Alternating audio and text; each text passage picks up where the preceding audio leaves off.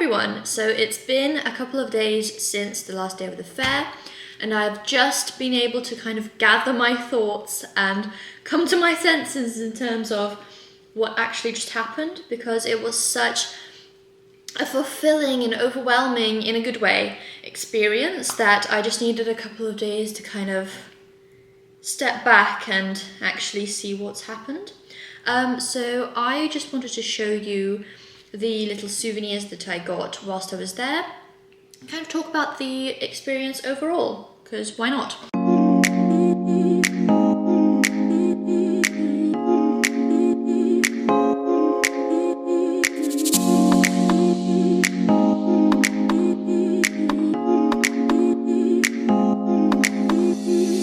Hi everyone, welcome back to my channel. Today is a very exciting day because first of all, the weather, I don't know if you can see that, it's amazing. Second of all, you and me are going to the London Book Festival.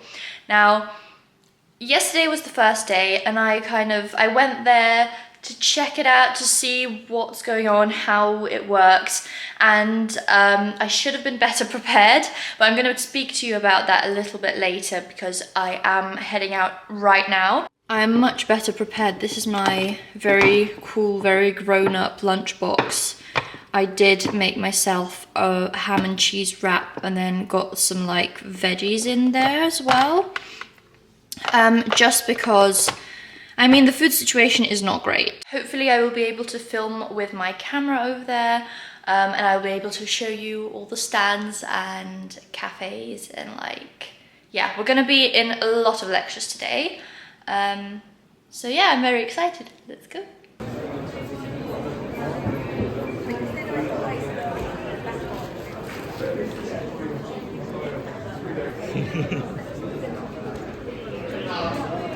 I would like to show you my badge. Now this is just, I'm sure you know, but you know, why not show you? This is just a piece of paper stuck into like a frame, and then you have this thingy as well. And the first day I just had my printout and I realized that it was much easier, obviously it was much easier to have like a lanyard, I think this is called, to kind of wear it around your neck so you don't have to be taking it out of your bag all the time. So yes, and the cool thing is that if you can't print this out at home, you can always do it at the venue. And the lines weren't even that long.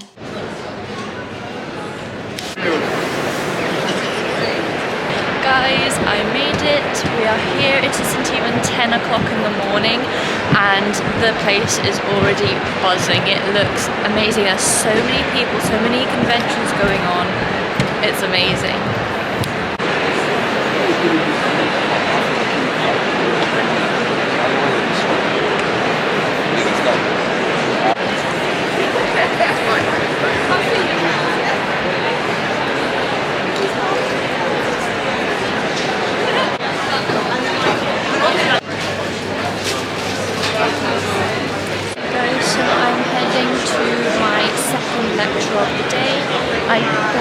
I thought I knew what I was doing today, but I guess not. This is very awkward, but I'm pushing through.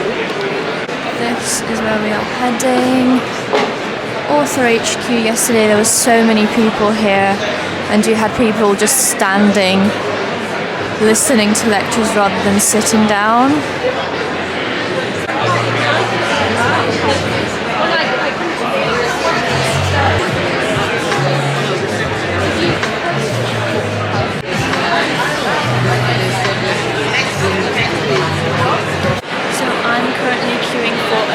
That's supposed to be really, really cool. It's at the main stage and I was wondering if I should come early and kind of start queuing because there are a lot of people here, and I was right. It's like 15 minutes before the lecture and there are probably more than 100 people queuing.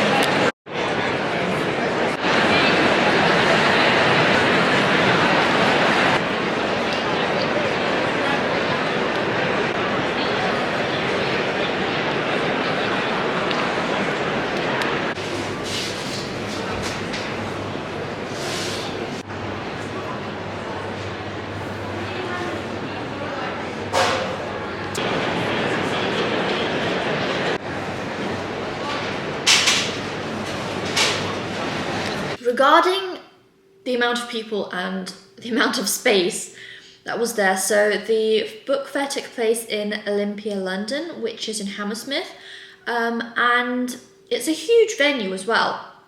So they had a bunch of stands, they had so many books and so many people. You could hardly breathe. It was very, very stuffed. It was very, very warm. They did have air conditioning, but they didn't have any places to sit. There were a lot of cafes, but not enough chairs, not enough tables. The lines for the cafes were like 30 minutes long, and obviously not everybody has that amount of time when they're in between lectures. On the second day, they did manage to get much more tables in, and far less people sitting on the floor eating, and that was me for like the first day, so that was appreciated. Hi everyone, it's the next day. I am so exhausted.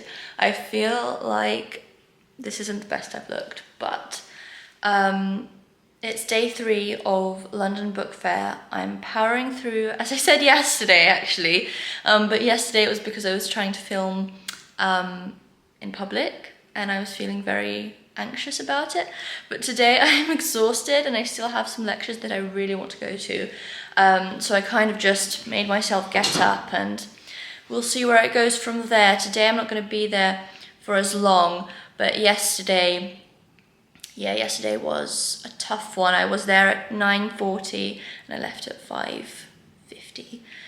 So, that being said, I've been collecting the Bookseller magazine these past few days and I'm going to show them to you today. I'll obviously collect the 3rd one and I'll like flip through them today for you, and yeah, let's just keep going. I also wanted to show you my outfit for today, especially this little tote that I found. It says, I think it says go away, I'm writing, but yeah, comfy, going jeans. Then I have this cool coat that's not too warm, so I don't have to leave it in the cloakroom. I've got my badge. And yeah, I'm also doing really badly at eating at these things. So I have like a ton of fruit with me. And I guess I'll buy whatever I find to eat there. But it's all just like sandwiches and coffee, which is not good. So I'm thinking of doing like 75 hard just to get my, I don't know, healthy lifestyle back after these 3 days. We'll see. It's nice and quiet today, guys. I'm really feeling like I know what I'm doing, and surprisingly day 3 is not as hectic. Maybe someone's at lectures, I'm not sure, but it's really good.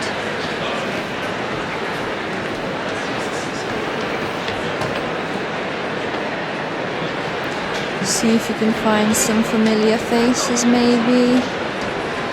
There's definitely 1 or 2 in there.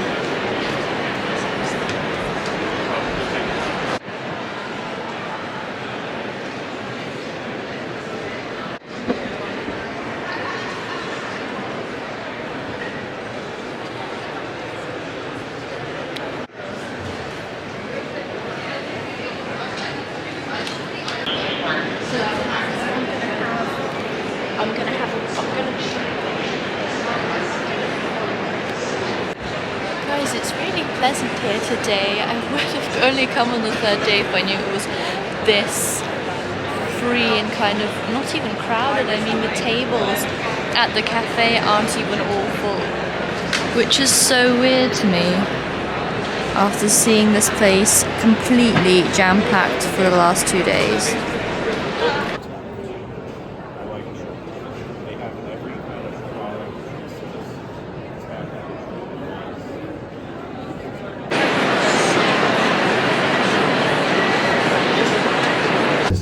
Kirkdale Library was directly opposite the house, and we spent days in that library, which I now know she was trying to get out of the house. So the first day was like a little feeler for me, but on the 2nd and 3rd day I feel like I really kind of stuck with the lectures that really interested me, and they were amazing. The speakers were so good. I particularly enjoyed the panel about romance novels. Let me see what it was called. Beyond the Love Story, Sharing the Future of Romance in Publishing. And they were speaking about, first of all, they were all authors, which is so cool. It's so cool to see the face behind the story, and it actually starts to make sense that the story, where the story came from, and how the author kind of corresponds to the characters and the setup or whatnot. And they really spoke about what it's like to be a romance novelist, how the romance genre is kind of undermined. And I feel like also TikTok, there was a lot of talk about TikTok and how BookTok influenced how people see romance novels, because the word of the day was smut, because a lot of romance novels are quite smutty and quite like dirty. And I feel like there was also this video that Jack Edwards made about covers of books, of romance novels in particular, and how they have changed and how they make smutty romance novels look like young adult books, which is not good. So yeah, they kind of talked about overall how romance novelists and novels are perceived and how people who read them are perceived. And it was really, really, really interesting. I really enjoyed it. And we also had a lecture about how to write an Amazon bestseller. And this talk was given by LJ Ross and JD Kirk, and they are both self-published authors. LJ Ross was actually a lawyer before she became an author, and the fact that you can just do that and have a major career change, kind of not just like that, but you know what I mean, kind of, and be able to self-publish is actually so cool. And I love that they had these lectures also back to back, so that you could hear people who are self-published talk and then people who have publishers talk as well. I wouldn't say that there's like a better option. I think there's a better option for a person in particular. At the end of the day, it really depends on what your preference is and what your kind of story and journey looks like. Another very interesting lecture was with Lucy Clark. It was a panel with Lucy Clark, and the lecture was called From Book to Screen, Transforming a Best-Selling Book into a Hit TV Series. And her book, The Castaways, was actually made into a 5-series show. And apparently that wasn't even her first book that was remade for television. And it was just so interesting to see all the categories that these authors and writers fall into, because now that she's written quite a lot of books, a lot of them are getting remade into films or shows. And there was a question that someone asked Lucy, I think it was something to do with like, do you write specifically for it to be made into a film later? And she said, no, you don't really think about that when you're writing a book. When you are writing a book, it's solely for the purpose for it to kind of be created into a book and something that someone could read.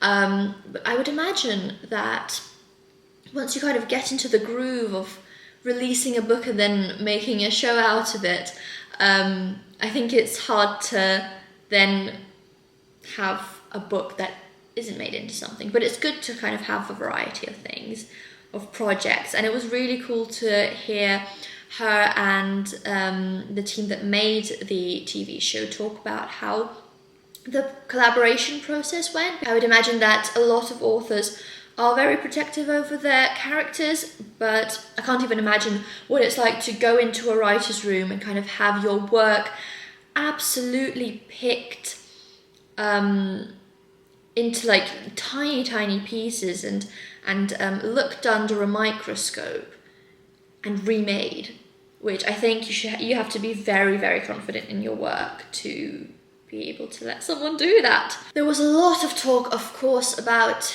podcasts, because audiobooks and podcasts are the future, as they say. And I don't know if it's a debate, but is listening to audiobooks the same as reading? I don't know where I stand here, because I'd much rather read a book.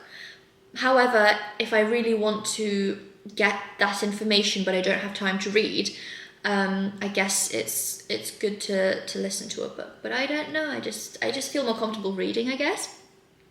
In my head it counts, and audiobooks for me is a completely different pastime. There was this amazing talk about how we can incorporate AI into podcasts and audiobooks without losing the human touch, which I don't know about you, but I've always felt really funny about AI. I don't know what it is. It freaks me out. I don't want people cloning voices. I don't want people making music or podcasts without an actual human being. I don't know what it is. It just freaks me out. But the lectures were actually very, very, very good in terms of information and keeping up with the modern flow of things, I guess. Sustainability was a very big one this year, talking about how to encourage publishers to make books and publish books more sustainably. They didn't really get into the nitty-gritty of how that process works. They kind of talked about how to establish relationships and kind of encourage people to be more sustainable. But apparently there are a lot of conventions, a lot of events held to kind of raise awareness of the fact that global warming and climate change are a thing. And we have to think about sustainability when it comes to books. Day 3 was one of my favourite days at the London Book Fair, because it was kind of related to or focused on children, which was amazing, because the author of the day, hold on, let me read. Did I write his name? I don't think so. Hold on. The author of the day was a children's book author. Hold on, I'm gonna find him. I'll show you what this is in a second. But he was the absolute sweetest man author that I have ever seen. There we go. Frank Cottrell Boyce. This is the sweetest man author I have ever encountered. He is the Waterstones Children's Laureate, and it says here, on a mission to use his tenure to champion the importance of early years development. Yes, this is what I really liked. So he talked about how giving a child a book creates a special bond, not only between a child and a parent, for example, but also between a child and a book. So he can, or rather the child, it can hold the book, it can flip the pages, it can bite the book, and that just creates, I guess, much more space for kind of development rather than handing the child a screen. Because he said that kind of when a baby comes out of the womb, it's kind of in shock, because it was just this kind of substance in its mother's belly, and all of a sudden it's kind of outside in the world and everything's so scary and bright and everything. Then the screen kind of accelerates that. I just love to hear him speak, and he was so bright and making jokes, and he was laughing, and he wasn't against screens. You would think that a person who's a children's author would be completely against screens, but he never said anything against them. Yeah, that was a very liberating experience. He also talked about how he spent an hour reading a book to his grandchild, because I can't remember the name of the book. It had something to do with a zoo, but they actually did all the characters' voices and acted out the animals and their behaviours and stuff, and that's how it took an hour to read a children's book, which is so cool. I feel like sometimes you don't really know what to do with a child, especially if it's not your own. But if you're babysitting, you never know how to kind of spread out the activities because they just go so quickly. So that's so amazing, in my opinion. On to the souvenirs that I got. I really like the fact that they gave out the bookseller free at London Book Fair every day, and they had, as you saw me frantically flipping through each and every one of these to find Frank, they have like spring highlights, for example, so book recommendations. If you don't know what to read, you can always kind of check out here the latest kind of hot picks. Then we have different, of course, if you're in the publishing and book world, you would know the names that are in here, but like people kind of creating new businesses and opening new kind of pathways. And here they also have, like, for example, the Ireland top 5 bestsellers, which is really cool. Or they would have like the top 5 bestsellers in like India or Spain, and they would actually, or Australia, for example, here. And it's so cool to see what books are loved in different parts of the world.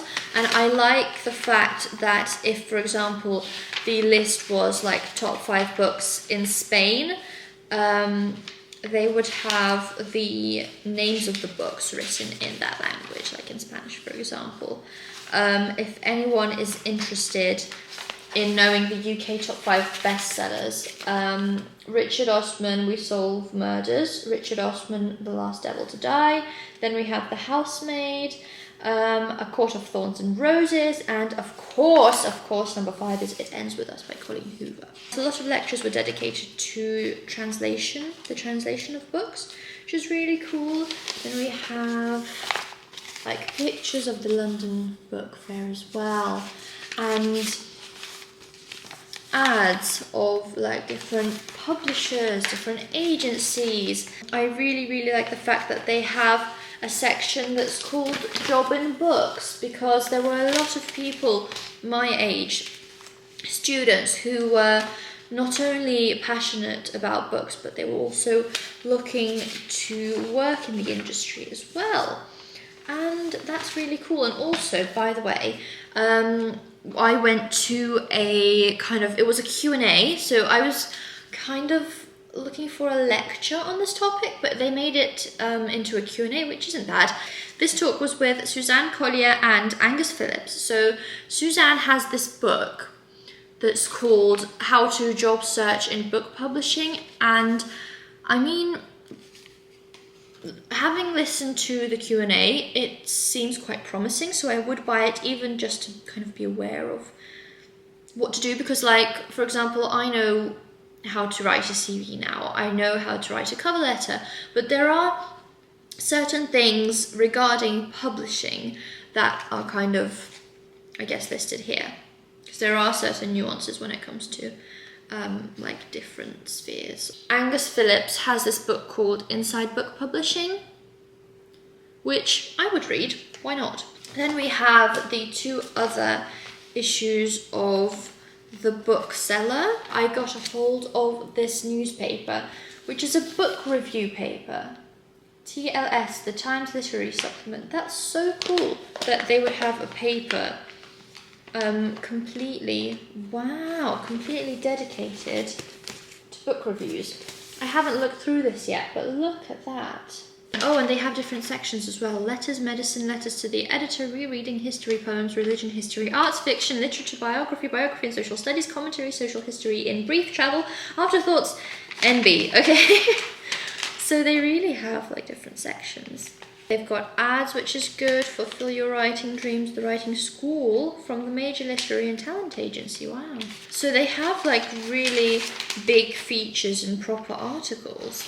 They have like completely different themes and topics as well, which is good. One other topic which was quite big, and I ended up going to a lecture on this. I think it was like my last lecture of London Book Fair. But it was about women in the industry and inequality. regarding women in the industry. And we had two amazing speakers who were authors. They became authors and writers later in life. I think one of them was a teacher, and then the other was she a lawyer or something like that? Maybe she didn't say, but basically it was really cool to hear their journeys and how they started later in life. They kind of talked about how to start your journey and how to not be afraid to enter in competitions and how to really put yourself out there. And they just kind of talked about the inequality in the publishing industry and how sometimes it's a bit harder to get into it if you are a woman, just due to like stereotypes and stuff like that. Overall, my experience was pretty good. It was my first time at the London Book Fair. The first day was quite overwhelming. The second day I was so exhausted, but I had 6 lectures and that was completely my decision. But it was really, that just goes to show how interesting it was. Definitely opened up so many new opportunities, authors, books and thoughts to me, and I'm only just starting my journey in the book world. So it was a really good experience, I would say. And yeah, I hope you enjoyed this little vlog. I hope you are a fellow book lover and maybe have been to the book fair, or maybe having seen this video you will want to go to the book fair next year. Let me know if you have any questions, and yeah, see you next time. Bye. First of all, it's amazing. I love it. It's very interesting. Second of all, I have 100 pages left, and it infuriates me because I was